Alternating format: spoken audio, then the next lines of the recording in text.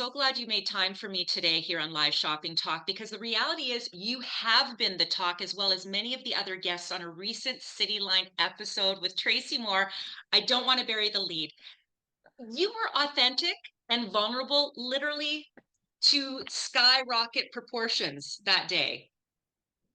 Thank you so much. Yeah, it was wild. Going into that segment, it was for BMI and weight. And when I was approached by one of the producers asking me how much I weigh, and then asking if it would be okay if I was on a TV show, letting all of Canada and basically the world know how much I weigh, I said yes pretty quickly. And the reason I said yes pretty quickly is because I am postmenopausal and I have been suffering in silence. Not in silence. I've talked to girlfriends, but not talking to other people about what I was going through. And I was done with it. I was done suffering in silence. You could tell that I had gained weight from the 10 years I've been on the show. You can tell something was different about me. And I don't think a lot of people are talking about it, but I know that I myself thought about this quite a lot, especially when you see everyone on set and you're, first of all, I'm the tallest person. And then I'm like, oh my gosh, maybe I'm the biggest person too, which shouldn't be an issue. But in television and in the media, it is. So I decided, you know what? I'm going to put it out there.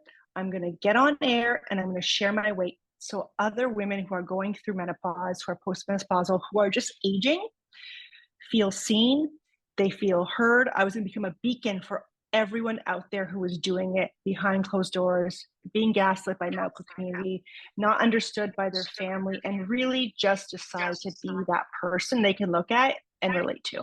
In live selling, so whether it's TV home shopping or live stream shopping or social commerce or video commerce, authenticity is one of the key factors as to why that medium and that style of engaging with an audience, specifically a shopping audience, is so important. And authenticity has many, many different factors that fall into it. But the idea of also allowing yourself to be vulnerable is, I hate to use the term sales tool because obviously it is about community and connection, which breeds that trust that fosters and cultivates that ability to make a sale.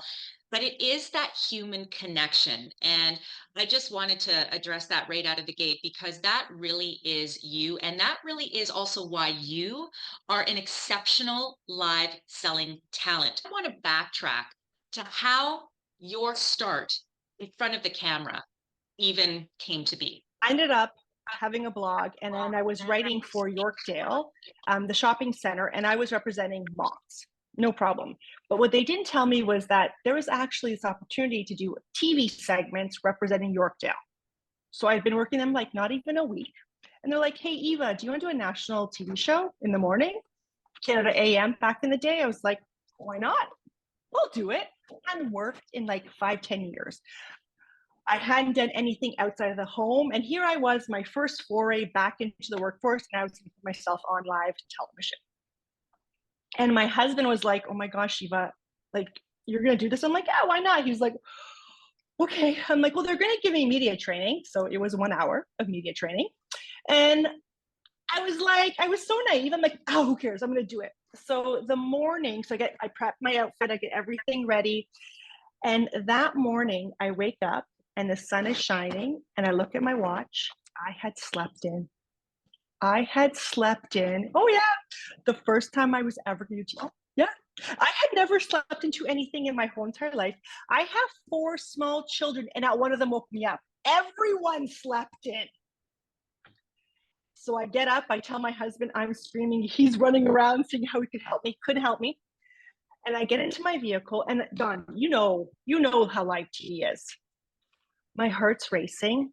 I swear I thought I was going to cry. I am just beyond the pale. And when I'm driving there, I'm thinking to myself, everyone's going to see me make a fool of myself. Everyone's going to make fun of me. My Croatian community is going to know that I am basically like a liar. And I'm just making myself look better than I am. And then as I'm driving and I'm having all these horrible thoughts running to my head, I thought about my mom.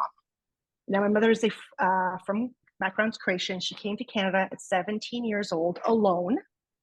landed in Winnipeg, Manitoba, and then made herself to Windsor, Ontario, got a job, got married, had 3 kids. And really, that whole immigrant story, it was difficult.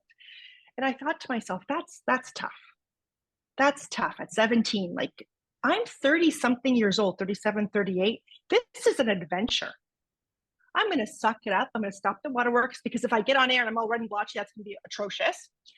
And I am going to make the best of this opportunity. So I get to set the same time as my team, and I'm like, good, I'm going to be awesome. I get to makeup, I'm calming myself down. I get on to set, and the woman before me is bombing. She is bombing, and my sister's texting me, telling me this is really hard to watch. And Marcy Ian was on there at the time, and Marcy Ian is doing everything but tap dancing to get this one to talk. So I take another deep breath. I get on set, and I fall in love.